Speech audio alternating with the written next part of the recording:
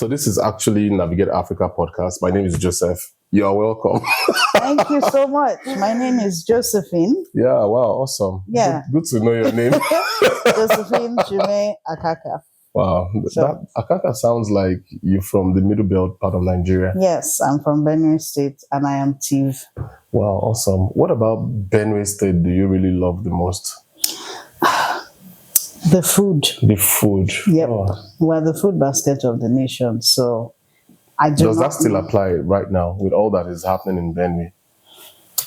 Or Man. should we change Benue from food basket to something else? No way. Not yet. It is actually our soil. The fertility of our soil brings out the most unique tasting food.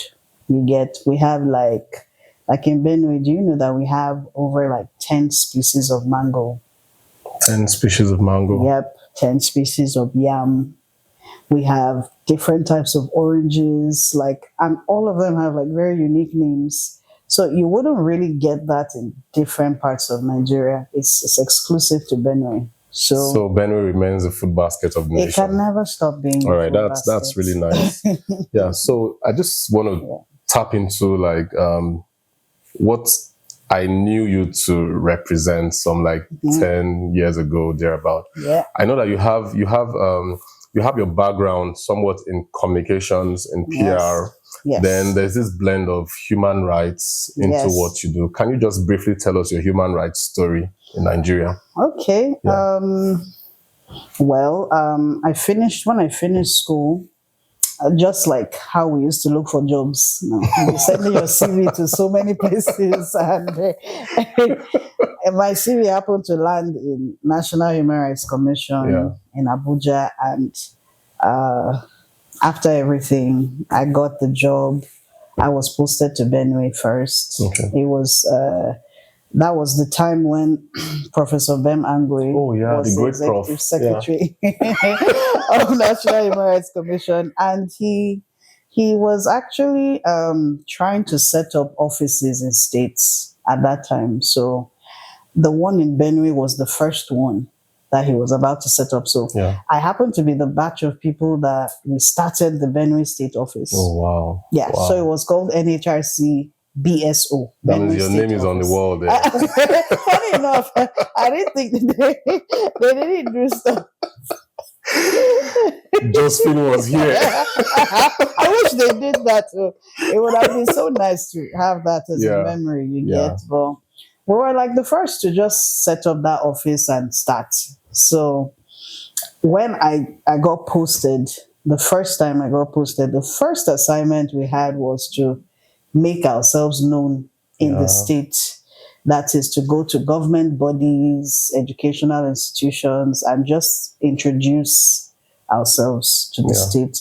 And then afterwards, we had just been sent. I was sent to Benue at the exact time we had a major flood disaster in 2012. Wow. So the work started from there. What did the flood disaster in Benue teach you as a human? Well, first of all, to care for people's welfare, really, that's what it taught me. Because I was like, okay, we can't control natural disasters. It's a natural occurrence. Yeah. But if we have government institutions that are set in place that are aware that we will always have these disasters, right? These government institutions will prepare in advance for what might happen to people's lives and properties. You get? So I understood that there were some hitches in the government system that was managing issues like flood disaster. And that is why we went there. Like, I literally saw a person's entire house flooded. I only saw like the tip of the roof. Wow. And people were using boats. This is not like reported, like you saw that happen. Live. We went to that particular place. Unfortunately, I don't even have a photo for that one because as at that time, we were just setting up our departments in Benue, so we didn't have many of those things. So I literally went to the scene, and then people were in wooden canoes, and they were just, searching for what is left, Wow. And we had to go and cover that. So for me as a human being, it was a call to understanding that if the government has done their best, we that are individuals too need to put hands together and try to do more. That's government working with the people as government working, exactly. So when we also put platforms in place, we can also now say, yeah, let's go and partner with some of these government agencies responsible. Probably they need some accountability of some sort. So yeah, can you tell us one human rights story that changed your life, that had the most impact on you? Wow. That's very difficult too, because I have like many. Just give me like a couple, maybe one or two. Okay. Yeah. So there was this one. We were National Human Rights Commission entered a partnership with UNHCR. Okay. And it was to create IDP monitors. Okay. That's internally displaced persons monitors in the state. So I happened to be one of the monitors. In fact, I was the monitor that was not just in charge of going to the areas that I was assigned to. I was also in charge of collating the data that others from different local governments would bring, and then we would write as a whole document and send to the head office. So on my journey, wow, there was this, I saw a woman who was in an uncompleted building. And that's, we used to go around the states, around the state, actually, sorry. There were 7 wards that made up Makurdi, the state capital. Yeah. So I was covering the 7 wards. So, and on one of my journeys, that part of Benue is called North Bank. Okay. So, not like it has a bank or anything. No, because there's a bridge that is okay, like a bank of riverbank. I get you get the hand. The river is under that bridge, so they call it North Bank. So I went there and we were scouting for where IDPs were hiding, because due to the Fulani crisis that drove people from their homes, mostly farmers, and some people were hiding in places that you couldn't find them. And we were hiding from the Fulanis. Hiding from the Fulanis. Like they ran away. The extremist Fulanis. Yes. They scared them from their homes. Some of their family members were murdered. And they just felt, let us run away from here.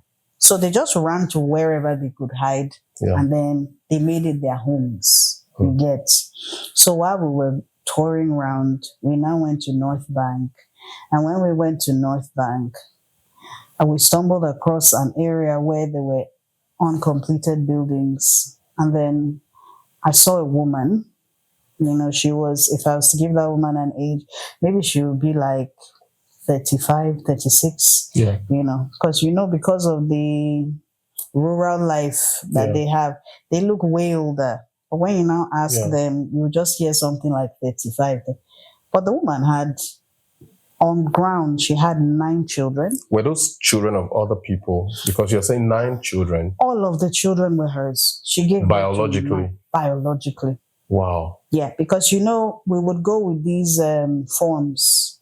Yeah. To just ask questions, and then because we're trying to know the mental and psychosocial well-being of the person we're talking to. So we're trying to document stuff. So I had the opportunity, or let me even say the privilege, to just have this one-on-one with this woman. So I entered the uncompleted building, and I found the woman sitting on the floor with backhoe cement bags. That was their bed. Is it like the backhoe sacks were on the... were they on cement? A bed, then on the floor? No, they were on the cement. Yes. Wow. So they just found many of those and just put it there, and that was like the bed where she used to sleep. And number 10 child was in this woman's belly. She was heavily pregnant. Wow. I just want to tie this back to, when you initially bragged about Benue having fertile soil. you know. I don't know what you want to say now, but I can see that, you know, this story has a lot of fertility, ingenuity, you know, as part of it. Yeah, and that's a good thing. You know, that's not a bad thing. Well, we're fertile people too. Yeah. I guess the soil and the people are fertile. If that's how you want us to, let's do it.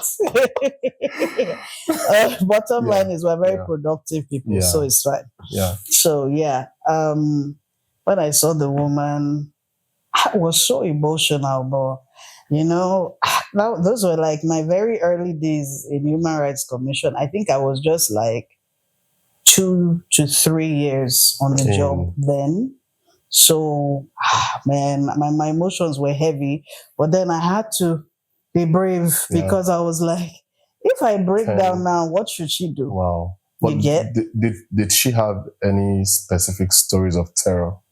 She just told me, you know, okay, let me even share this with you. It was, I think that's one of my most, let me say, realistic experiences as a staff of National Human Rights Commission, because I had to learn how to speak my language to the locals of the place. So she was talking to me in Tiv. Yeah. You get? So, and I'm not so good with Tiv, but then I think it's the heart with which she was communicating that I was even enjoying more, because she was expressing her pain, telling me how, you know, she's a farmer, she and the husband, they are farmers, and they were just peacefully sitting down, and then next thing, the same old Fulani thing that starts, and they just say, oh, they killed somebody here, or they are coming. Everybody People begins just to start. So in the midst of the crisis, not knowing where to, they just started running. They started running, and wherever they you know, it's like you're running, and wherever you stop, you just stay there. So some of them, they've lost their homeland. Like they lost their homeland. She said that they can't even go back because there's no home to go to.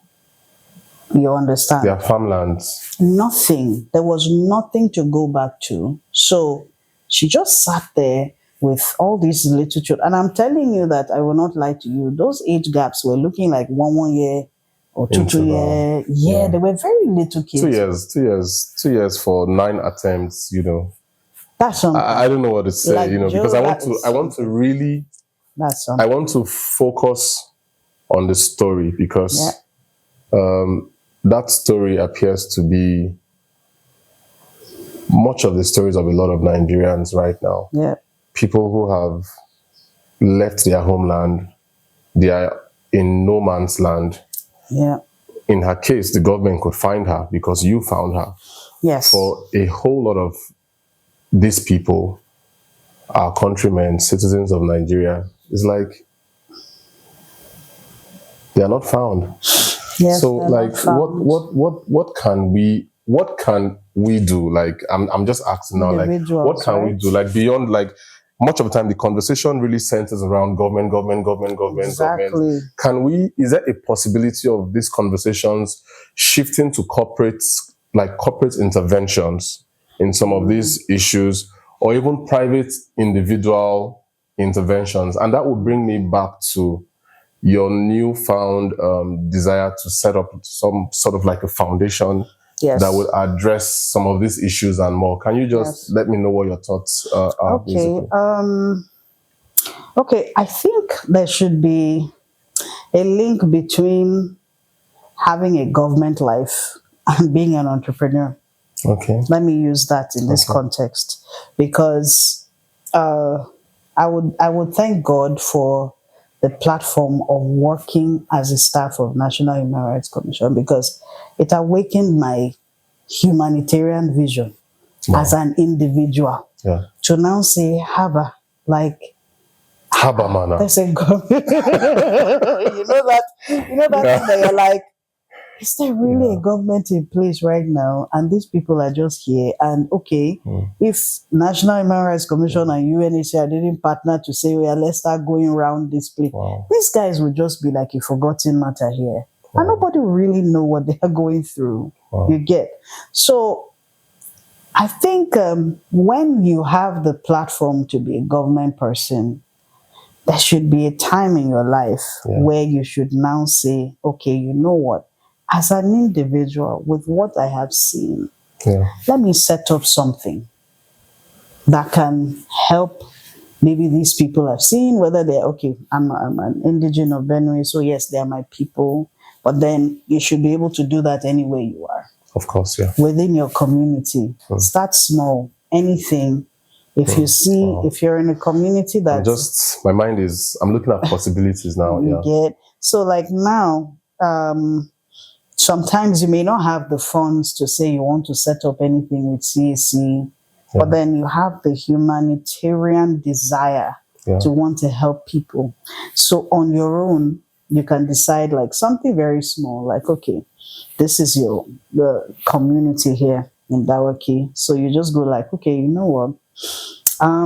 Every once a month, I and my family will cook some meals and then get a certain number of people within our community and help them, just feed them, you know, because you have had the privilege of being in a humanitarian setting and you've had like this humanitarian exposure. Yeah. So you're like, on my own, let me start this. And like a joke, sometimes when you start doing this 1, 2, 3, 4, let me give you another story that I experienced in Benue. So a friend of mine, it was her birthday. And she said, oh, my birthday, I want to share my birthday with orphans. I want to go to the orphanage. I was like, wow, okay. I don't know what to give, but you know what? Why can't I just cook food and we'll go there? Yeah. So I used my resources, made jollof rice, beef, bought drinks, and then she bought a birthday cake, and we went to share at an orphanage. And it wasn't even an orphanage. That's the beautiful thing I found there. It was a woman just like you and me.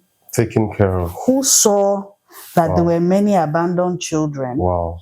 And the woman said she's just going to rent like a small apartment where these at her children, own expense. Yes. So this woman was on her own taking care of 10 children.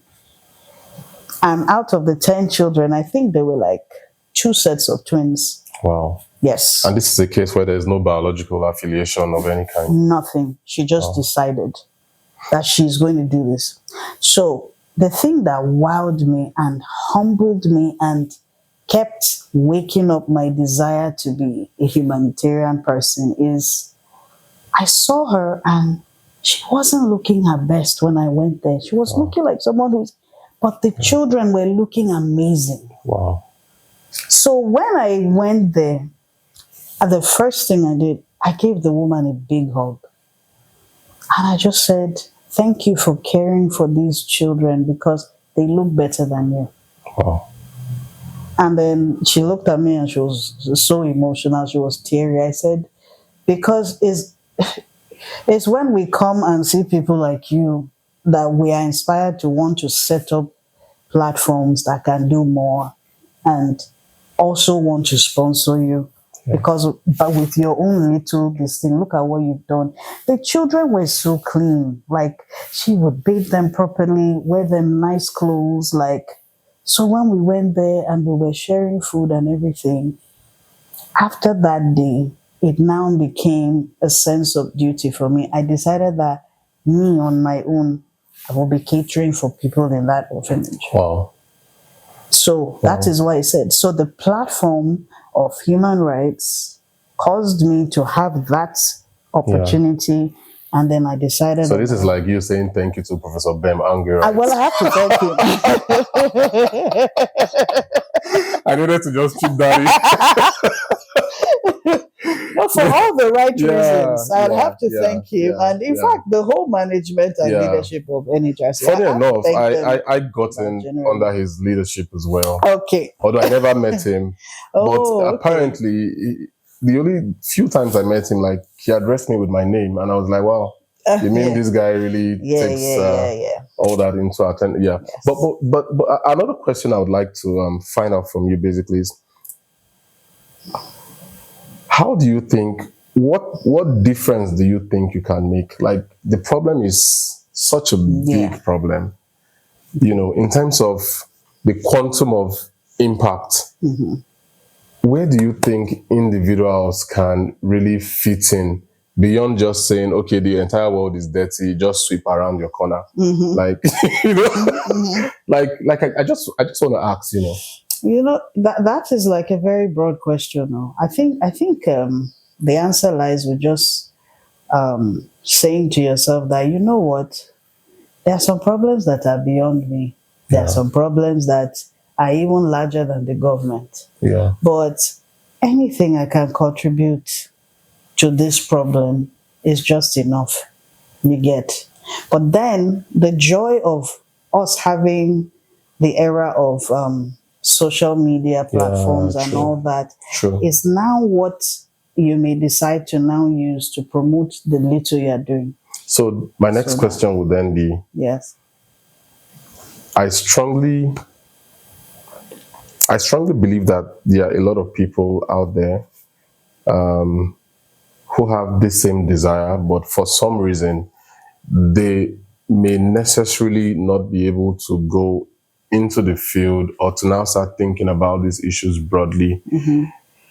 What would you like to say to these like-minded people? What's your pitch to them? How can they engage with you to see how, not just in the absence of their presence, how can their presence be felt? Yeah, that kind of Oh, thing. wow. Yeah. Okay. Yeah. Oh, that is a very fun question, because the joy of the internet is, all you just have to do is go online and try to find out non-governmental organizations that are into helping out in such issues, and then try to contribute in one way or the other. Send donations, you get, finances, food, and then if you want to now even intentionally partner with them to set up a project where, it's like you're saying you're using their platform to promote your agenda.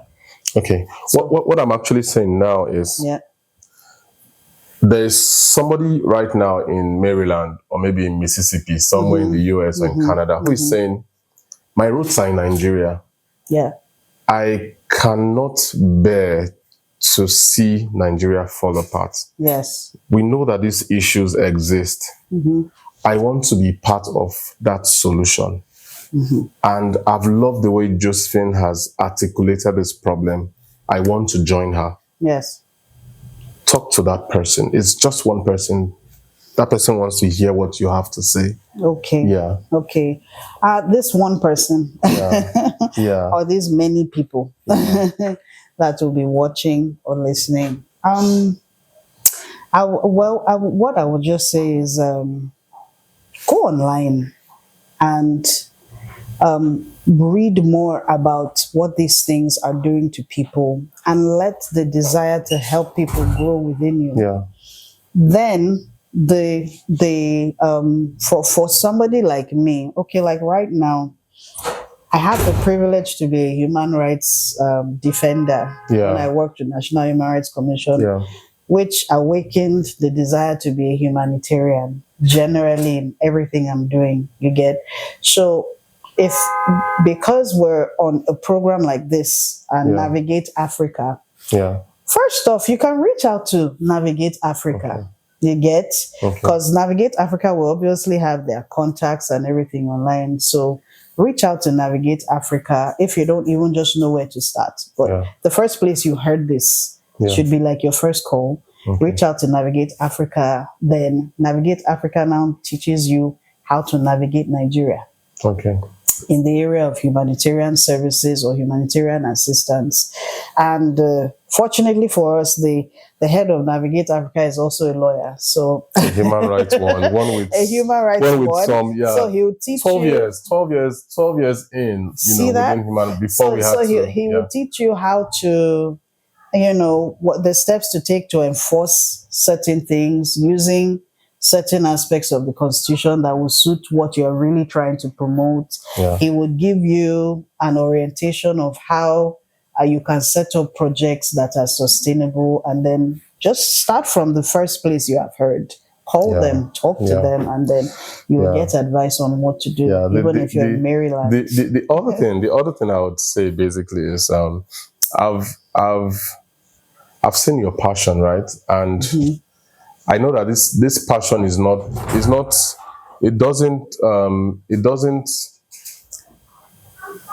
it doesn't flow from a personal desire to look good.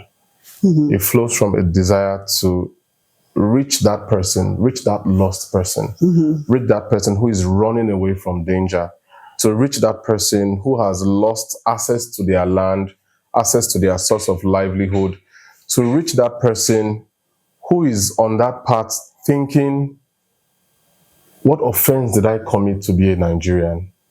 What have I done wrong? To reach that person who may not have the opportunity of life if they are not supported, if they are not rescued, if they are not pulled out of, conflict areas, conflict hotspots, and all of that. So it's not just about, we're not necessarily talking to people who see this as a hype kind of a thing. Yeah. People who are truly concerned. If you are that concerned person, I would still recommend you. It's still on you. I don't mind we transitioning in terms of the information, but you are on the ground. You reach out to these persons. I know that through another NGO, you were like a frontline person towards supporting widows, young people, and all of that. So this is what you do. Yes. This is what you do, and I can say this for free. You're the right person. So guys, thank you. We need to solve problems. We cannot claim to solve the entire problems. The government is there, other partners, international, and all of that. They are there trying to see what they can do. But on an individual level, on your NGO platform level, I feel that a lot can really be funneled through that process that would get to the right persons who need that support. And I can tell you, you might be in a condo somewhere, in an apartment building in New York, maybe in South Korea, in Germany, in Canada, Europe, across anywhere in the world. But you know that your heart yearns for just one child. Let's bring one child to safety. And I think that let's bring starting by one. Let's bring one mother to safety. Let's bring one homeless individual to feel that, okay, it's not the end of the world. That like it's really about the awakening. So I'm thinking that Navigate Africa is doing so well right now because bringing up these issues, you are already solving the problem. Funny enough, you're actually solving the problem, because when we hide the problems, and not talk about them, the people that can help us will never get to see us and now say, oh, I'm sending help. So guys, I commend Navigate Africa. Thank you so much, guys. One last thing, help is on the way. This is really nice. Totally agree. Josephine, it's been a pleasure talking to you today. I'm so excited, and I know for sure that great things are going to come out of this conversation here today. By God's grace. I trust God, and I just feel it. I just feel it that, good things are about to happen through your foundation, and I can't wait to see and to hear of all the good news. It's actually Thank you in so the very works, much. so I can't wait to. I'm like hurrying up to make sure that I'm able to establish it so that it will be an institution that can go global. It wouldn't just be within Nigeria, so that, like you're saying, all Nigerians in the diaspora will be able to say, come on, I'm seeing that this person is doing something. Let's support this person. So, it's going to happen. Enough. Thank you, guys. See you on the next episode. And do like, do share, do subscribe. If you have any questions, please do reach out. hello@navigateafrica.com. I'll see you when I see you, right?